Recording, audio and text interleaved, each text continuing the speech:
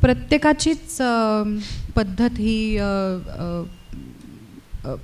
नारे लावायचे आणि आंदोलनं करायची अशी नसू शकते. नसू शकते. करेक्ट. आणि तू म्हणालास तसं आपल्याला आपली आयुष्य आहेत. मी ब्लॅक लाईव्ज मॅटर आंदोलन जेव्हा सुरू होतं त्या दरम्यान एक जोया अख्तरनी एक पोस्ट केली होती. त्या परिवाराबद्दल खूपच बोललं जातं आहे आज.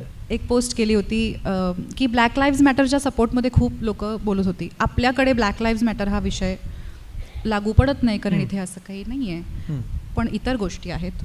तर एक असा छोटासा फोटो होता टेक्स्टचा ज्याच्यावर असं लिहिलं होतं, Muslim lives matter, Dalit lives matter, women's lives matter आणि इतर गोष्टी ज्या बऱ्यापैकी भारताच्या संदर्भात खऱ्या आहेत.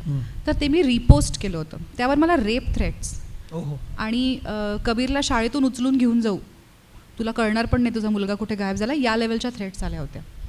आता तुम्ही मला सांगा काय केलं पाहिजे. मी त्यानंतर कुठल्याही प्रकारचा पॉलिटिकल ओपिनियन कुठल्याही प्लॅटफॉर्मवर शेअर केला नाही आहे कारण मला भीती वाटते. बरोबर. आणि ही भीती खरी आहे. म्हणजे कोण काय करेल आणि खरंच काय होईल का, तर घातली ना गोळी लोकांना. म्हणजे असंही नाही आहे की अरे बोलणारे बोलतात. आपल्यासमोर 4 लोक मारले गेलेत गेल्या काही वर्षांमध्ये. सो थोडंसं आपण आपल्यासाठी ठरवलं पाहिजे. पूर्ण व्हिडिओ पाहण्यासाठी महाराष्ट्र दिनमानच्या यूट्यूब चॅनेलला व्हिजिट करा.